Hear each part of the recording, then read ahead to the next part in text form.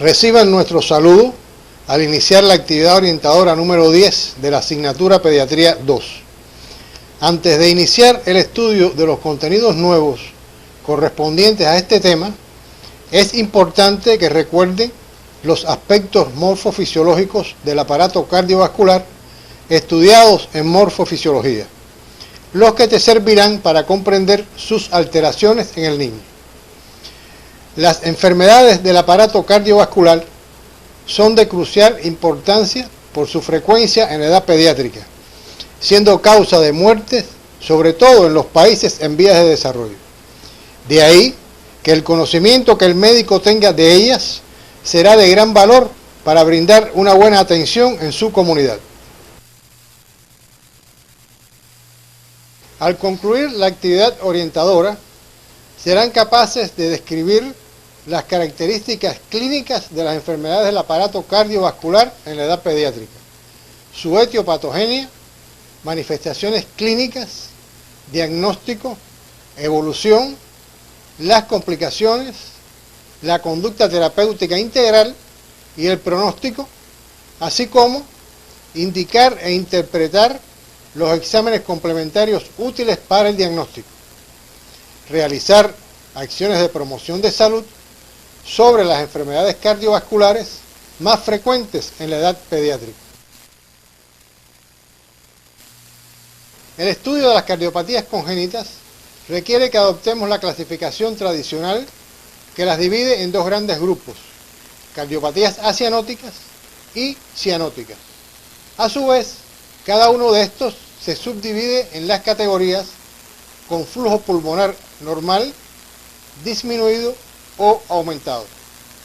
En su valoración, lo importante es orientarse en cuanto al grupo de estas afecciones que presentan caracteres comunes, para, posteriormente, llegar al diagnóstico más preciso con el auxilio de las investigaciones complementarias.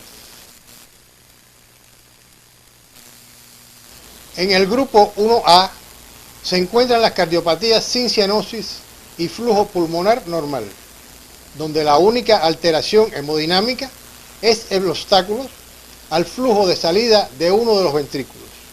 Por tanto, la severidad de la cardiopatía dependerá del grado de estenosis y se identifican en general por presencia de soplo orgánico, signos de intolerancia, disnea, fatigas, a veces signos de insuficiencia cardíaca. En este grupo se encuentran la estenosis y la coartación aórtica.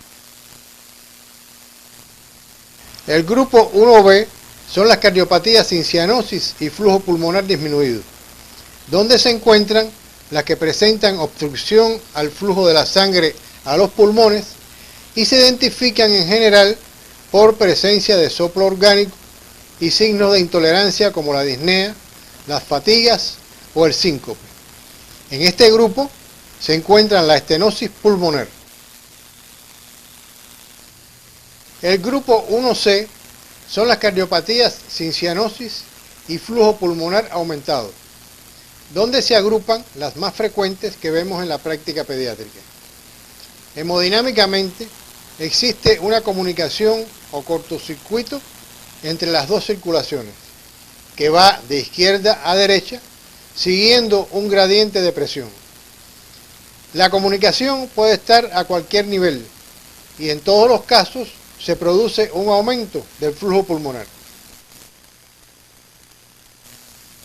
Cuando el flujo pulmonar está aumentado y llega a duplicar el flujo sistémico, se habla de que existe repercusión hemodinámica. Ello da lugar a una disminución del espacio libre alveolar, así como a edema intersticial y de la pared, lo que origina disminución de la elasticidad pulmonar y se manifiesta clínicamente por polinea, la cual, cuando es intensa, muchas veces interfiere en la alimentación.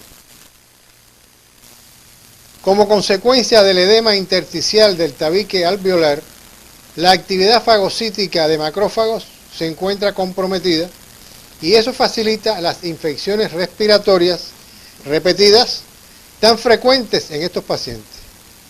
Estos factores determinan la desnutrición que a menudo presentan estos niños.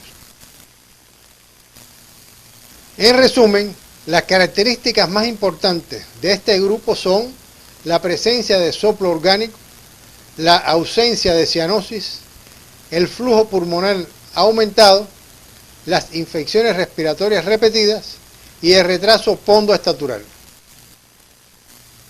Se encuentran en este grupo la comunicación interventricular, persistencia del conducto arterioso, el defecto de septación atrio-interventricular, la comunicación interauricular y la ventana aortopulmonar. El grupo 2A es el grupo de cardiopatías cianóticas más frecuentes y se caracteriza fundamentalmente por ser cianóticas con flujo pulmonar disminuido y corazón de tamaño normal. Además, debido a la hipoxia mantenida, estos niños presentan limitación física, retraso pondoestatural y a veces psicomotor, dedos en palillos de tambor y uñas en vidrio de reloj. En este grupo, de forma excepcional, se presenta insuficiencia cardíaca congestiva, pero son frecuentes las llamadas crisis de hipoxia o crisis de hipoxemia profunda.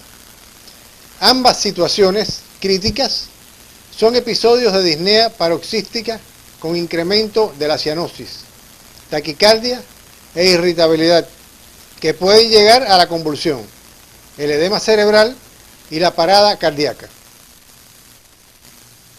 Es característico en este grupo, sobre todo en la tetralogía de Fallot, la adopción de posiciones determinadas como el encuclillamiento y la posición genupectoral que tienden a mejorar el flujo pulmonar, al incrementar el retorno venoso sistémico y las resistencias arteriales periféricas.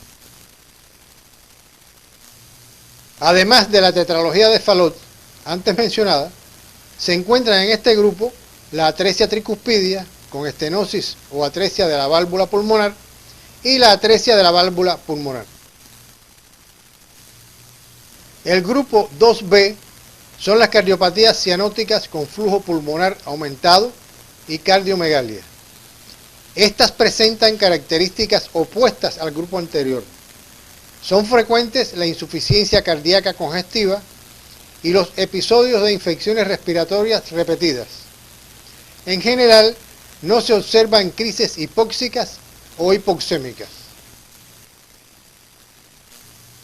En este grupo se encuentran la transposición completa de las grandes arterias, el drenaje anómalo total de venas pulmonares, el tronco común 1, 2 y 3, el síndrome de hipoplasia de corazón izquierdo y el corazón hemodinámicamente univentricular, si no se asocia a estenosis de la válvula pulmonar.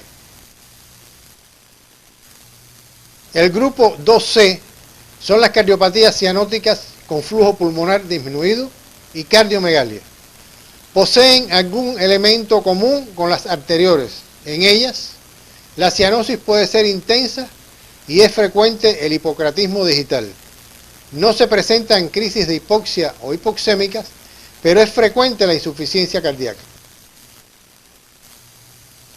Entre las cardiopatías congénitas acianóticas, la comunicación interventricular es la más frecuente.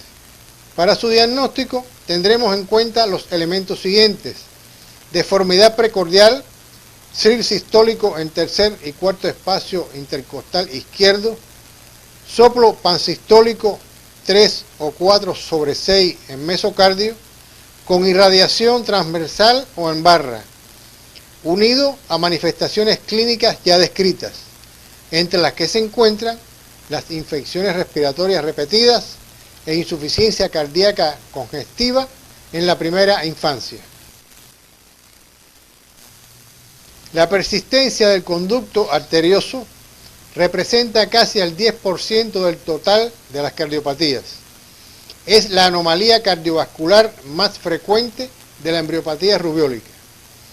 Existe mayor incidencia de esta entidad en los niños nacidos en localidades situadas a grandes alturas sobre el nivel del mar y resulta más frecuente en hembras que en varones.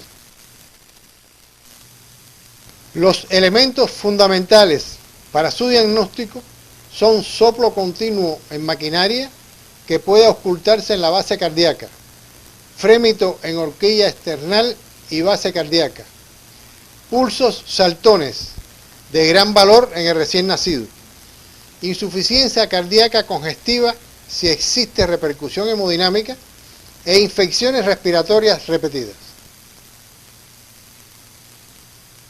La comunicación interauricular representa entre el 10 y el 15% del total y se caracteriza fundamentalmente por latido paraesternal bajo visible y o palpable, desviación de la punta cardíaca hacia arriba por sobrecarga ventricular derecha, segundo ruido desdoblado, constante y fijo auscultable y soplo de eyección grado 2 o 3/6 en foco pulmonar.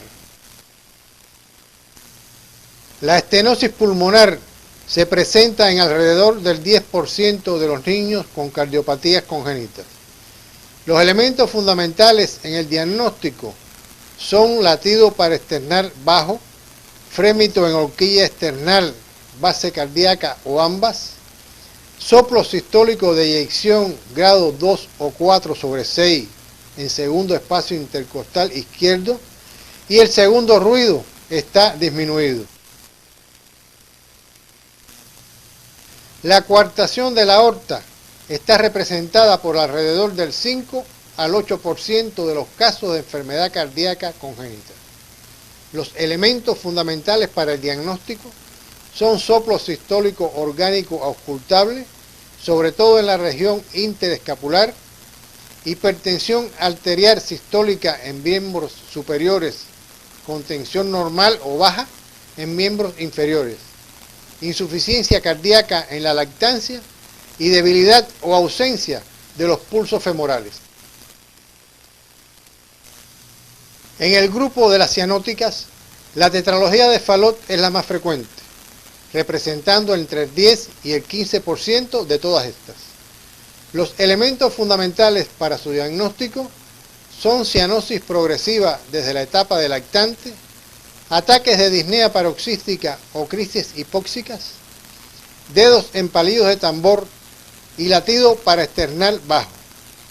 A la auscultación, el segundo ruido está reforzado y es único y presenta un soplo sistólico de eyección de intensidad 2/6 en base y borde external izquierdo. La atresia tricuspidia representa el 1 a 2% de las cardiopatías congénitas cianóticas que por sus características clínicas nos recuerda a la tetralogía de Fallot.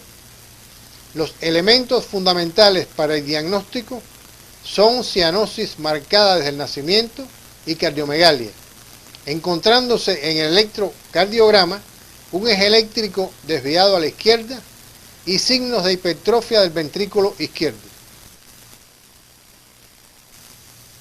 La transposición de grandes vasos ocupa el segundo lugar en frecuencia entre las cardiopatías congénitas cianóticas, representando entre el 5 y 10% del total.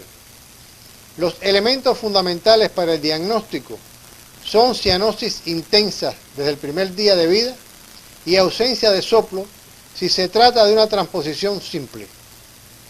Te recomendamos que amplíes sobre estas afecciones cardiovasculares confeccionando un cuadro sinóptico donde reflejen los elementos clínicos de sospecha de cardiopatía congénita. Para ello, revisa la bibliografía básica y complementaria que se encuentra en el CD de la asignatura. Esto te ayudará a prepararte para el seminario que sobre este tema tendrás esta semana.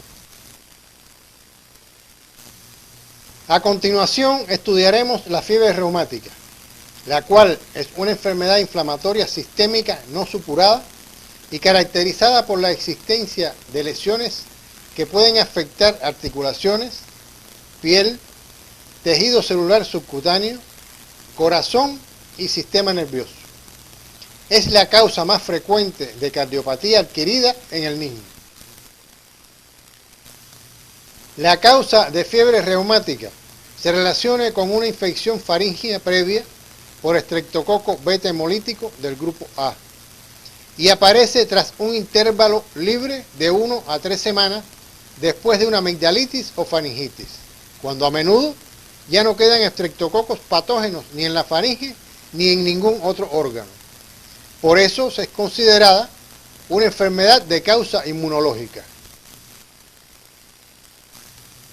La anamnesis revela a menudo el antecedente de que el paciente sufrió una faringoamigdalitis aguda. Después de un periodo de latencia asintomático de 2 a 3 semanas de duración, comienza un cuadro clínico complejo en el que las manifestaciones más frecuentes son la fiebre, la artritis, la carditis, la corea, el eritema marginado y los nódulos subcutáneos. Muy poco se sabe, en cambio, sobre los mecanismos responsables de la aparición de las manifestaciones clínicas de la enfermedad.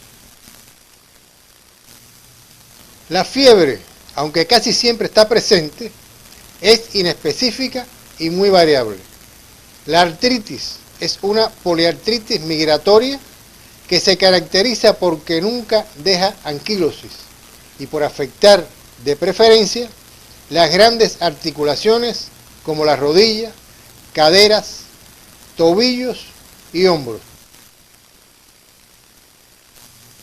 La carditis puede dañar las 3 capas del corazón, el miocardio, endocardio y pericardio.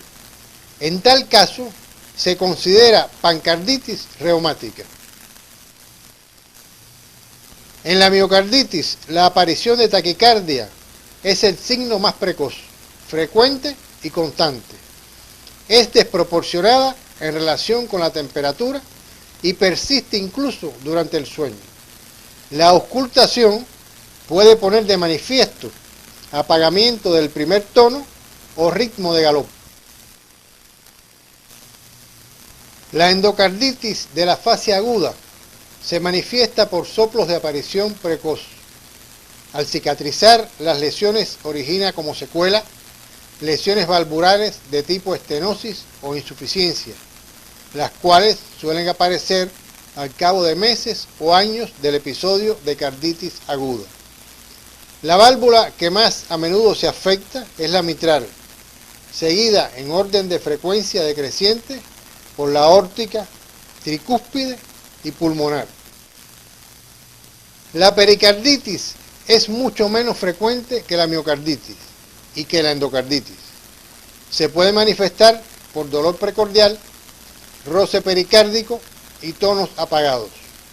La pericarditis reumática produce adherencias pero no constricción y el taponamiento cardíaco es excepcional.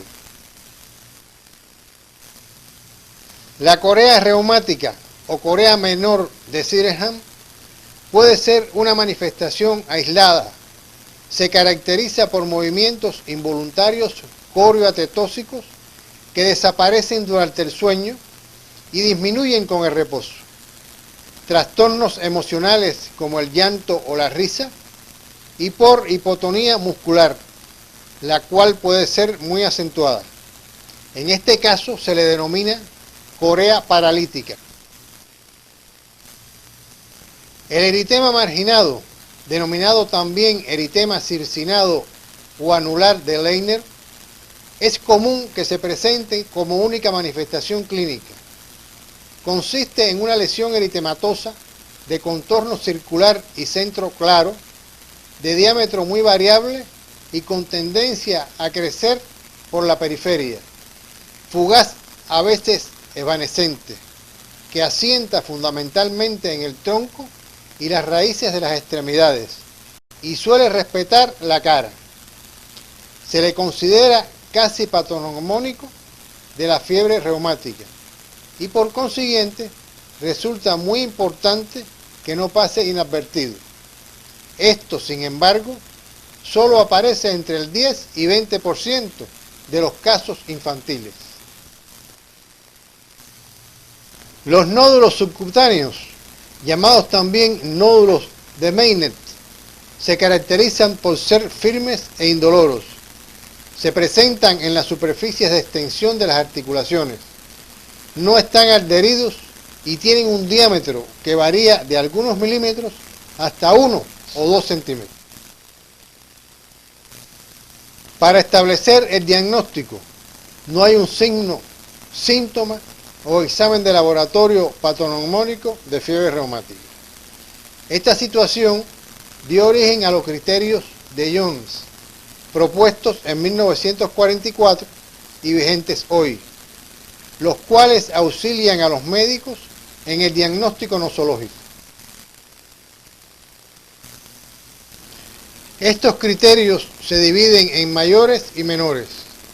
Los mayores son carditis, artritis, corea de Sydenham, eritema marginado y nódulos subcutáneos. Y los menores, la fiebre, artralgias, reactantes de la fase aguda elevados e intervalo PR prolongado en el electrocardiograma. El diagnóstico se establece cuando están presentes dos criterios mayores o un criterio mayor y dos menores, más el antecedente de infección previa estreptocóxica.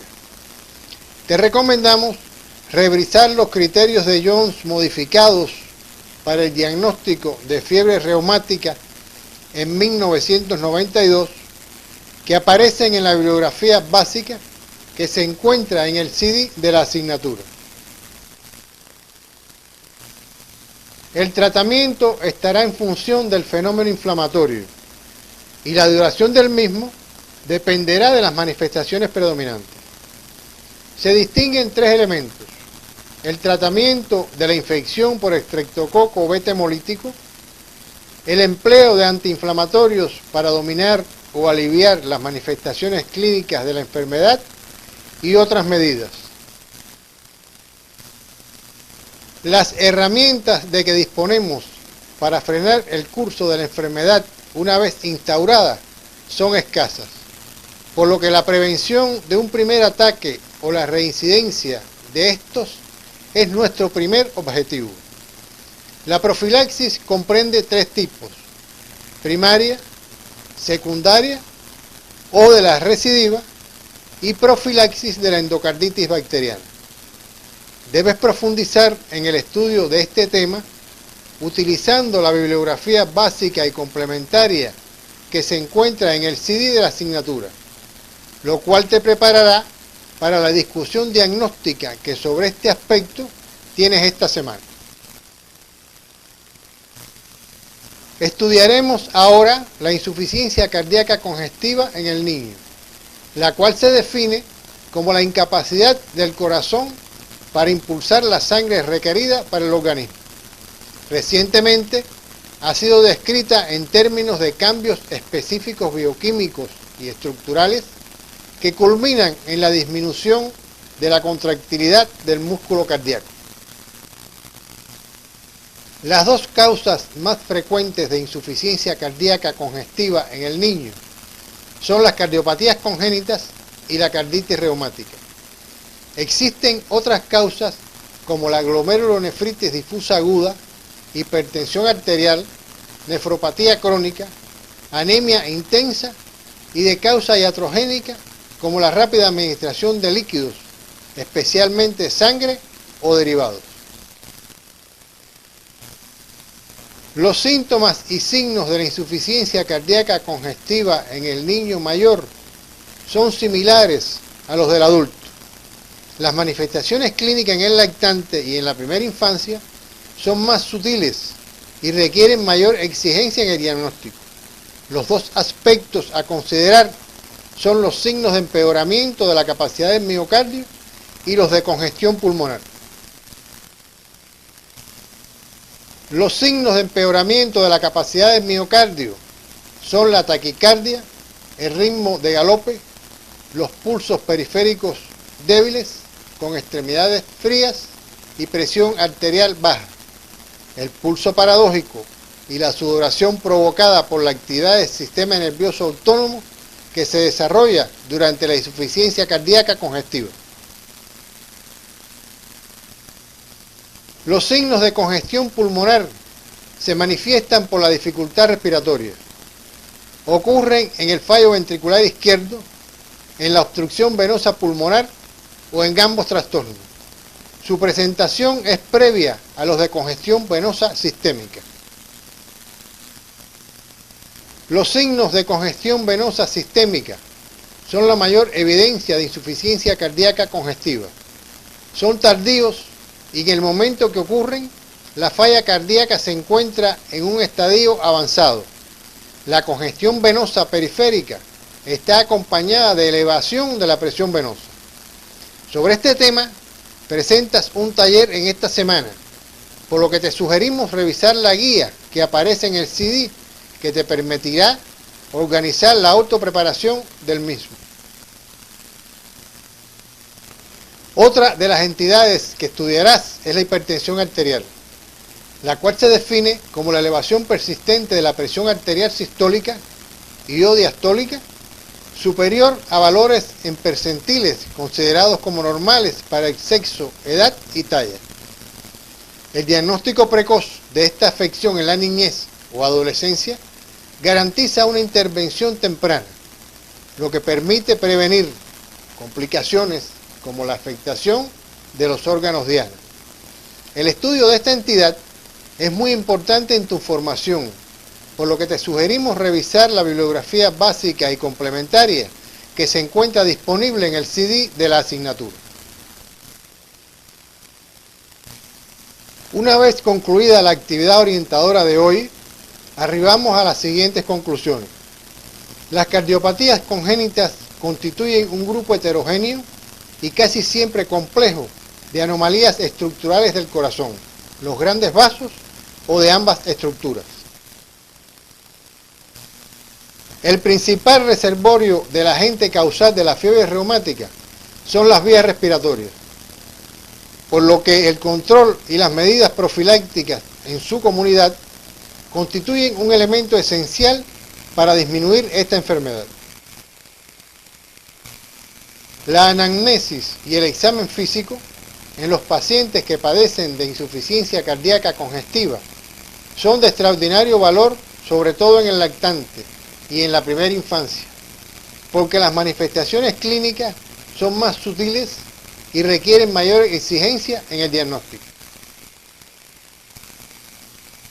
Hasta aquí hemos abordado los elementos básicos que les permitirán encaminar el estudio de las enfermedades del aparato cardiovascular de la edad pediátrica. En la próxima semana continuaremos con las enfermedades del sistema hemolinfopoyético en el niño. El estudio y conocimiento de estas enfermedades presentes en la edad pediátrica es de gran importancia debido a la repercusión que pueden tener estos trastornos en el crecimiento y desarrollo del niño, por su implicación en la adaptación social y escolar y por la gravedad de algunas de estas afecciones.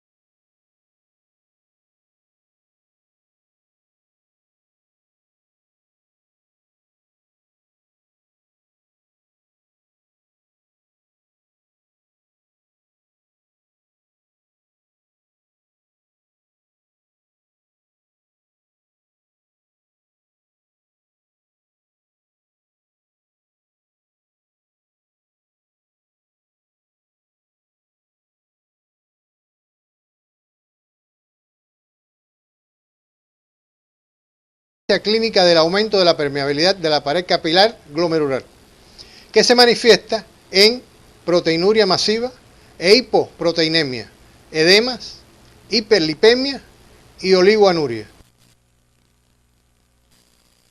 Es la enfermedad renal crónica más común en la niñez. El más frecuente es el que sigue el patrón histológico de cambios mínimos o lesiones mínimas, que ocupa entre el 72 y 85% del total. Su etiología puede ser primaria o idiopática y secundaria a diferentes procesos, tales como enfermedades sistémicas, enfermedades hereditarias, glomerulopatías, intoxicaciones y de causa neoplásica. El edema es el síntoma más importante en estos pacientes.